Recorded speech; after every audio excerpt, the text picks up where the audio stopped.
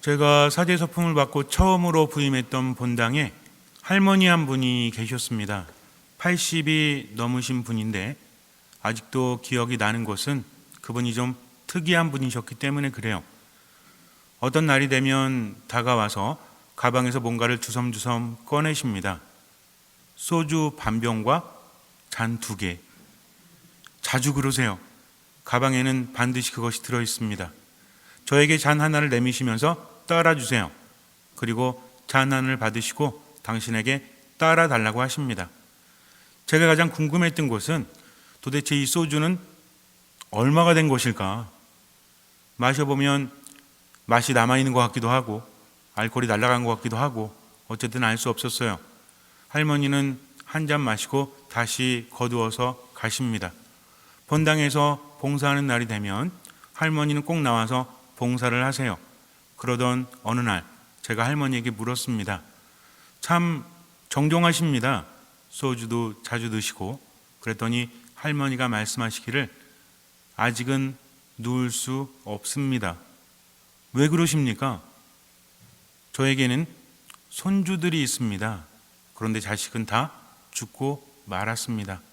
늙음하게 낳은 아이들, 자식들도 자식이 결혼해서 나이가 많아서 아이들을 낳았대요. 그리고 사고로 인해서 세상을 떠났다고 합니다. 아이들만 남았죠. 초등학생 1명과 중학생 1명이었던 것 같아요. 보살펴 줄 사람이 없다고 합니다. 할머니가 일을 하셔야 돼요. 그래서 그때 당시에 롯데월드 거기에서 청소를 하셨습니다.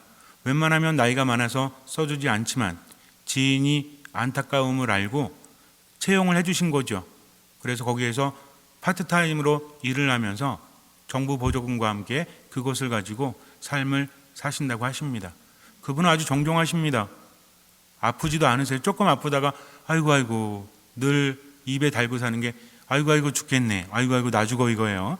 그래서 아니 할머니 맨날 그렇게 죽겠다 하시면 정말 죽어요. 그랬더니 그 다음부터는 죽겠단 말 안 하시더라고요. 아이고 아프네 그러세요. 그런데도 누울 수 없다는 거죠. 어느 날 할머니께서 저에게 이런 말씀을 하셨어요. 시모님, 제가 그동안 쓰러지지 못하고 사는 것이 너무나 힘들었는데 피부치들이 있어서 그 아이들 때문에 인생이 참 고달프다고 생각을 했는데 이제 보니까 이 또한 하느님의 선물이었습니다. 아이들이 없었다면 나는 일찌감치 누워서 그렇게 살았을 거예요 라고 말씀하세요. 그 할머니는 봉성체 때가 되면 할머니들 할아버지 누워 계시죠? 그럼 함께 나오십니다. 반장 구역장님과 함께 나오셔가지고 돌아다니세요. 그러면서 하시는 말씀이 아니 젊은 것이 누워있으면 어떻게 빨리 일어나야지 라고 하십니다. 왜냐하면 할머니보다는 젊기 때문이죠. 감사하다고 하십니다.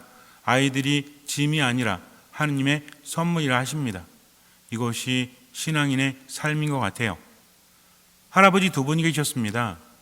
이 2분은 정말 친하신 분이었는데 맨날 싸우세요. 그런데 저를 자주 초대하십니다. 밥 먹으러 가자 하십니다. 어르신이 가자고 하니까 안 갈 수도 없죠. 어느 날은 안 갔다고 했다가 저 급한 일이 있어가지고 오늘 안 가겠습니다 하고 운동 가려고 했다. 그 옆에 본당 옆에 미사리가 있었어요. 그래서 거기에서 이제 자전거도 타고 걷기도 하고 이러면서 저 혼자 이제 오후에 운동하려고 운동복을 입고 나왔다가 딱 걸렸어요. 시부님 운동 가시는 거죠? 아, 예, 그렇습니다. 어서 가시죠. 그래서 끌려갔어요. 그래갖고 이제 뭐 소주 한잔 하면서 대화를 나누는데 2분이 맨날 싸워요. 그러면서 저에게 누가 옳은지 말해달라는 거죠. 전 이게 싫었어요. 2분이 싸우실 때마다 어느 편의 손을 제가 들어줘야 됩니까? 너무나 괴로웠죠. 더군다나 신부가 된 지 몇 개월 되지도 않았는데 그래서 슬금슬금 도망가려고 했는데 역시 연륜을 무시할 수 없더라고요. 다 아셔가지고 딱 걸려가지고 끌려간 적이 많았습니다. 한 분이 지병으로 인해서 돌아가셨어요.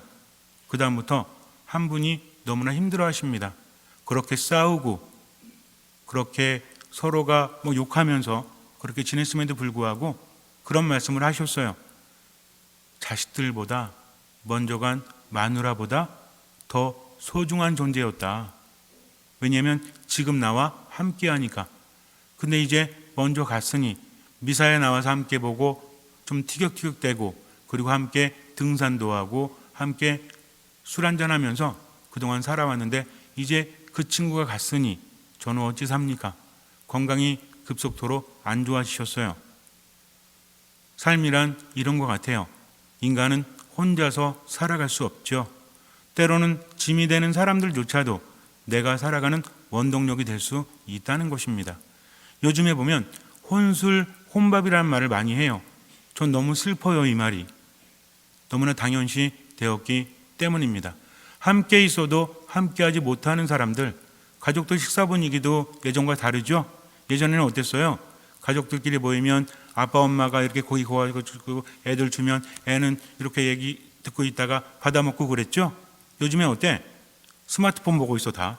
애들은 게임하고 있고 엄마는 채팅하고 있고 아빠도 뭐 기사 보고 있고 고기 구면서 먹이긴 먹이는데 각자 다른 일을 하고 있다는 겁니다. 점점 외로워지는 거죠. 경계해야 됩니다. 사회적인 우리가 누릴 수 있는 모든 것들을 타부시하라는 것이 아니라 분명히 그 안에 있는 병폐를 알아야 한다는 거죠. 인간은 함께 살아가지 못하면 많은 것들을 잃어버릴 수밖에 없습니다. 우리나라가 자살률이 높은 거 아세요?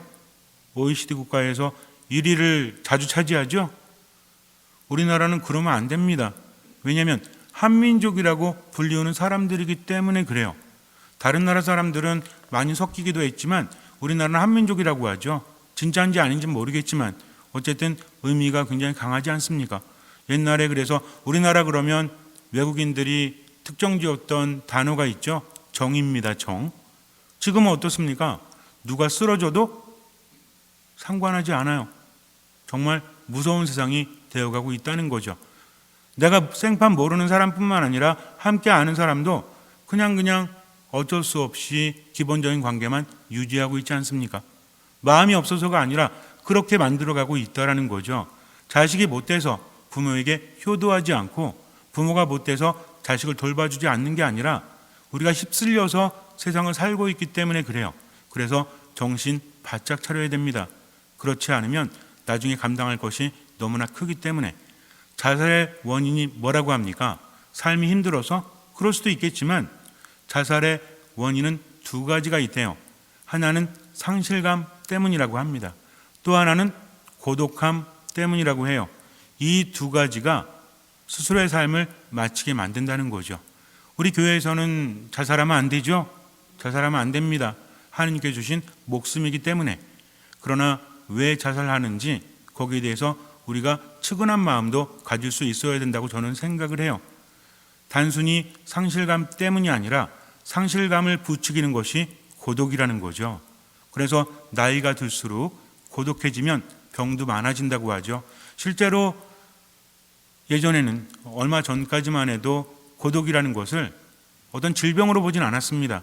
그런데 많은 스트레스를 야기시키는 주요 원인으로 보긴 했어요. 요즘에는 이 고독이라는 것에 대해서 많은 연구가 진행되어지고 있습니다. 근데 고독이라는 말 자체는 조금 어폐가 있어요. 고독이라는 것은 나쁜 것은 아니기 때문에 그래요. 수도원을 보면, 봉쇄 수도원을 보면 가끔 여러분들 텔레비전에서 해줄 때가 있죠.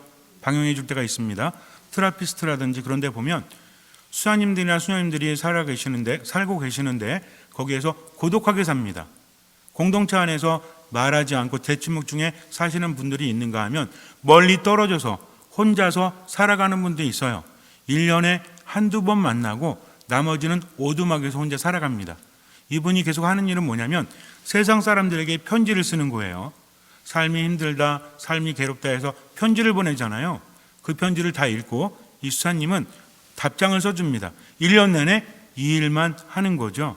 그러다가 한두 번 정도 수도원에 내려와서 함께 만납니다. 그렇다고 해서 대화를 자유롭게 나눌 수 있는 것도 아닙니다. 근데 이분은 상실감을 느끼지도 못하고 고독을 즐기면서 살아가죠. 구분할 필요가 있습니다. 진정한 고독이라는 것은 자기 내면을 살펴보는 거예요. 아, 내 안의 모습이 이렇구나. 내가 이런 생각을 하는구나. 나는 이런 의향을 지니고 있구나 하면서 자세하게 살펴보는 겁니다. 그런데 우리가 보통 말하는 자살의 원인, 고독, 상실 이렇게 말할 때 고독이라는 것은 좀 다른 의미예요. 뭐냐면 외로움입니다. 외로움. 그래서 외로움이라는 것은 인간을 상당히 괴롭히죠. 유행가 가사에도 그런 말 있죠. 그리움보다 더 아픈 게 뭐다? 외로움이다. 무슨 노래더라? 기억이 안 나는데 어쨌든 저 어릴 때는 아니 그리움이 더 큰 거 아닌가 라는 생각을 했는데 인간이 살아감에 있어서 어떤 상실이 있을 때 채워줄 수 있는 또 다른 사람이 있다면 회복될 수 있다는 거죠. 치유될 수 있다는 겁니다. 그래서 인간을 정말 힘들게 하는 것은 그리움보다 외로움이에요. 외로움은 무엇입니까? 혼자 있기 싫은데 혼자 있는 거죠. 이것은 인간을 병들게 한다고 합니다. 그래서 영국에서는요, 이런 외로움을 저는 이제 고독이라고 부르지 않을게요. 고독이라는 것은 자신의 성숙을 위해서 필요한 것이기 때문에 외로움이라는 것은 사회적 전염병이다라고 말을 해요. 그래서 외로움에 빠지면 여러 가지 증상이 있는데 우리 몸과 마음을 해치는 정도가 되면 어떤 특징들이 나타난다고 합니다. 일단 살이 엄청나게 찐대요. 그리고 소비가 늘어난다고 합니다. 그리고 제2당뇨병에 걸릴 확률이 크대요. 제2당뇨라고 우리가 당뇨병도 제1형, 제2형 이렇게 나누죠.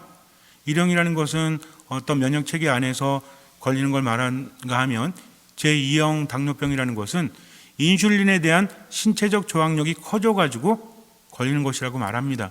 이 확률이 높아진대요. 함께 살아가는 사람보다 혼자 살아가는 사람, 그 중에서도 남성이 위험하다고 합니다. 우리 남자들은 좀 조심해야 될 것 같아요. 여자들보다 남자가 혼자 살 때 그런 병에 걸릴 확률이 크다. 또 알츠하이머, 치매에 걸릴 확률이 아주 높아진다고 합니다.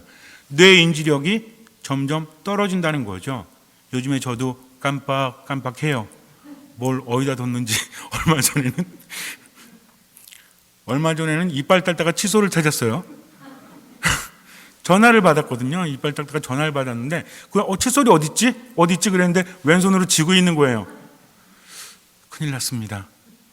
왜 그런가 봤더니 외로워서 그래요? 물론 그렇지는 않겠죠. 그래서 외로움이라는 것은 몸과 마음을 망친다고 합니다. 점점 희망을 잃게 한다는 거죠. 살아갈 이유를 제공하지 못하니까 결국은 세상을 살아갈 힘이 없는 거죠. 그래서 삶을 마감하기도 한대요. 너무나 안타깝지 않습니까? 요즘 코로나 때문에 우리 자매님들 많이 힘드시죠? 가족들이 다 집에 있잖아. 밥 줘야 되잖아. 그리고 그냥 바글바글 대니까 아주 그냥 지겨워 죽겠죠? 어떤 자매님이 저한테 그래요. 신부님 부러워 죽겠어요. 혼자서 단 일주일만이라도 살고 싶어요. 라고 말해서 제가 이렇게 말했습니다. 저는 혼자가 아닙니다. 개랑 함께 합니다. 라고 농담으로 말하긴 했는데 그거하고는 좀 다르죠. 정말 혼자가 된다는 것은 슬픈 겁니다. 근데 요즘에는 함께 있어도 외로운 사람들이 너무나 많다는 거죠. 왜 그렇습니까? 나를 알아주지 못하고 나를 말할 수 없기 때문에 그래요. 아무리 돈이 많아도 외로운 사람은 몸과 마음과 영혼이 지치고 상할 수밖에 없다는 겁니다. 그런데 예수님 시대에 나병에 걸린 사람은 어땠습니까? 이것은 단순한 외로움이 아니라 격리였다는 거죠. 이스라엘 백성들에게 있어서 이것은 굉장히 중요한 것입니다. 어느 나라도 마찬가지겠지만 전염병이라는 것은 아주 심각한 거죠. 그래서 율법에도 악성 피부병에 걸린 사람들, 우리가 나병이라고 할 때 요즘에 말하는 나병이나 한센병이라고 하죠. 옛날엔 뭐라고 했습니까? 문둥병이라고 했죠.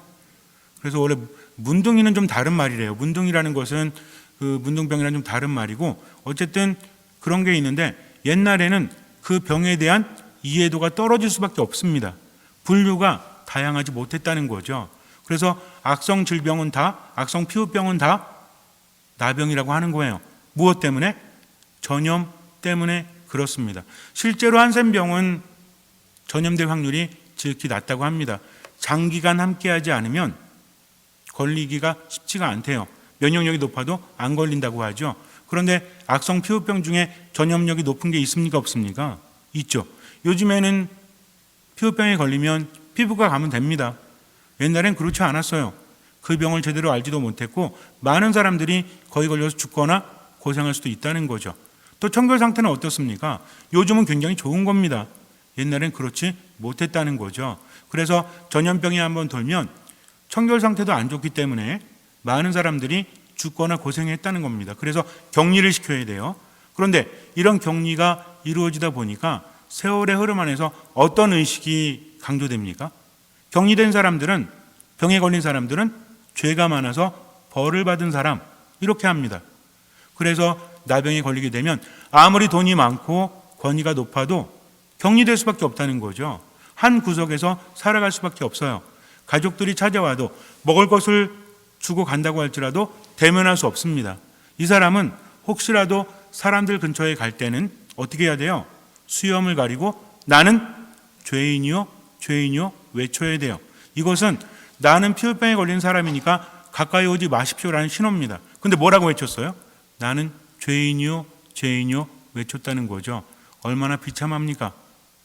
인격은 말할 수도 없어요. 그냥 모든 것들이 무너져 버렸다는 거죠. 희망이 없습니다. 절망입니다. 사랑하는 사람도 볼 수도 없어요. 손을 만질 수도 안을 수도 없습니다.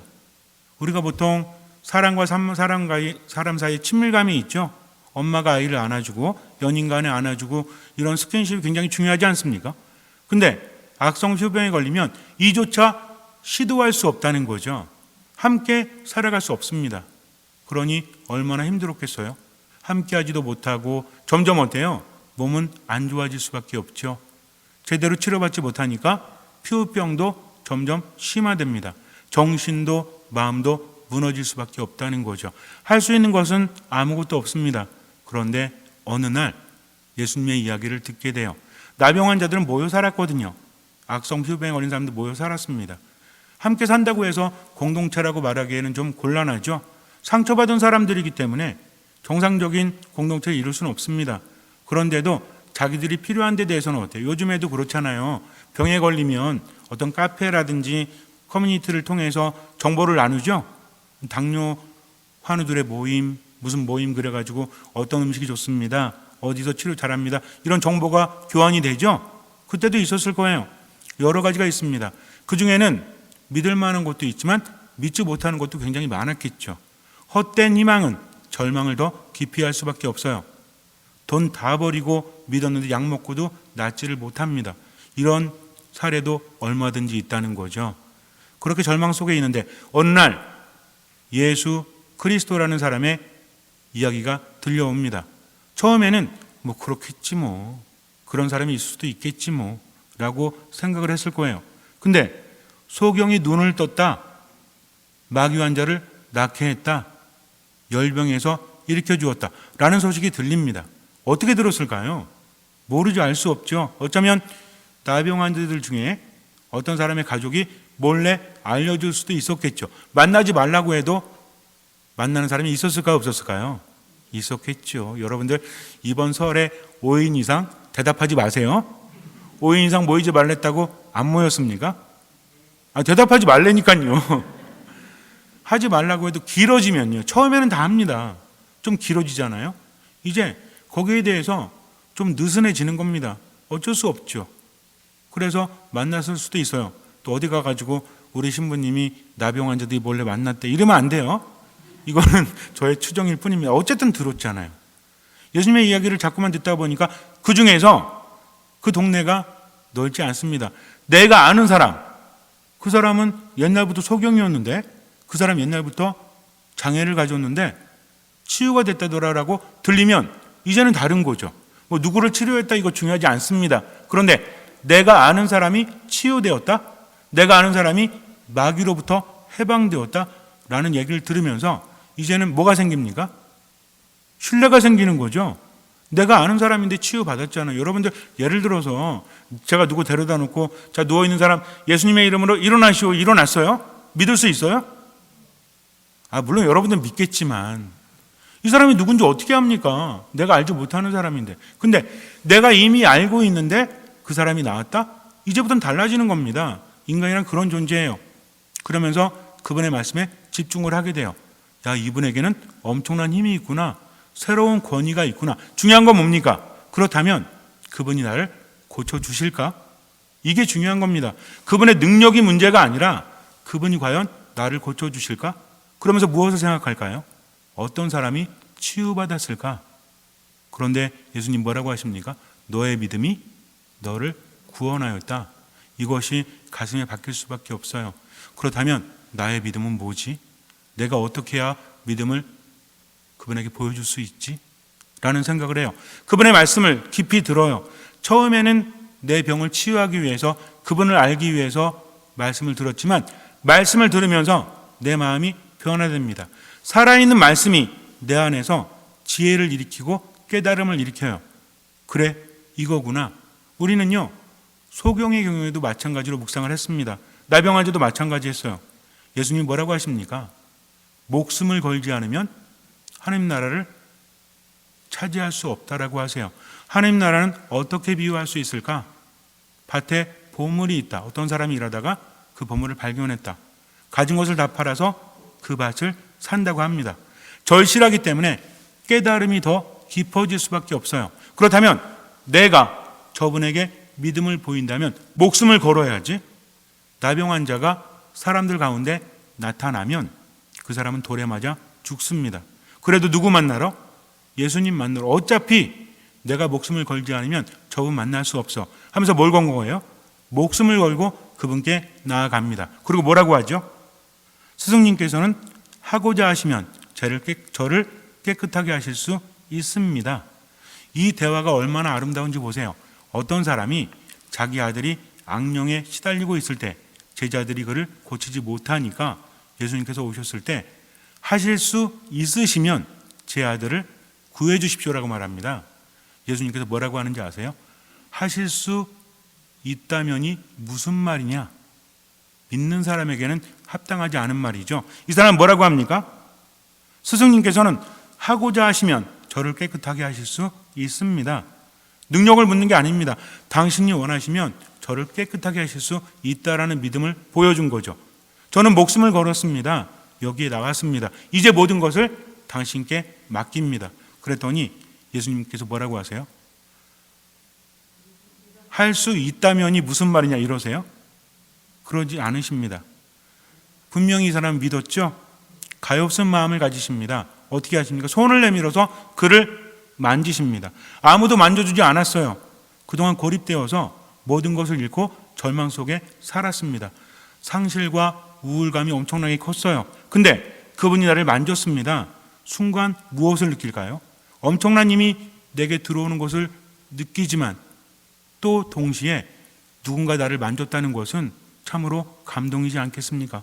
악성 피부병에 걸려서 사람들과 함께하지 못했는데 그리고 나서 예수님께서 내가 하고자 하니 깨끗하게 되어라. 그분은 만져주시고 말씀으로 치유하십니다. 그 순간에 나병이 가시고 그가 깨끗하게 되었습니다. 이것이 예수님과의 만남이라는 거죠. 우리도 세상을 살아가면서 그럴지도 몰라요. 내 안에 있는 그 무엇 때문에 사람들과 함께하지 못합니다. 세상을 왜곡되게 보고 세상을 왜곡되게 듣기 때문에 어쩌면 원하면서도 사람들과 함께하지 못하고 처절한 외로움 속에서 절망 속에 빠져들지도 몰라요. 그러면 얼마나 힘들겠습니까? 예수님께서는 어떤 분이십니까? 사탄을 쫓아내시고 열병을 치유하시고 또 사회적 관계 안에서 고립되어서 외로움을 겪고 있는 우리에게 다가오셔서 우리를 만져주시는 분. 그러나 중요한 것은 어떻게 됩니까? 그분께 내가 나아가야 한다는 거죠. 이게 믿음이에요. 믿음이라는 것은 하느님과 함께하면서 모든 것을 맡기고 할 수 있는 만큼 최선을 다한다 했죠. 이게 최선입니다. 그럼 나머지는 주님께서 채워주시는 거죠. 잠시 눈을 감으세요. 나병 환자는 최선을 다했습니다. 사람들 앞에 나서면 돌에 맞아 죽음에도 불구하고 예수님만 보고 나아갔다는 거죠. 우리도 마찬가지예요. 예수님은 내가 가장 하기 어려워하는 것을 요구하십니다. 인간적인 힘으로 할 수 없죠. 죽을 만큼 힘들기 때문에. 그러나 그분께서 나와 함께 하시면 나는 할 수 있습니다. 라는 고백으로 그분께 모든 것을 맡기고 최선을 다합니다. 가족들이 잘해주는 거 힘들어요. 그래도 예수님 때문에 그렇게 하십시오. 내 인생이 절망으로 가득 찼기 때문에 희망을 갖기 힘드십니까? 그래도 희망을 가지십시오. 몸이 아파 죽겠고 마음이 힘들어도 지금 최선을 다해서 살아가십시오. 하느님 때문에, 오로지 하느님 때문에 예수님만을 바라보면서 항상 기뻐하며 살아가세요. 끊임없이 기도하십시오. 모든 것에 감사하십시오. 나머진 주님께 맡기십시오. 주님께서는 그 절실함, 믿음을 보시고 우리 삶에 놀라운 기적을 일으켜 주실 것입니다. 아멘.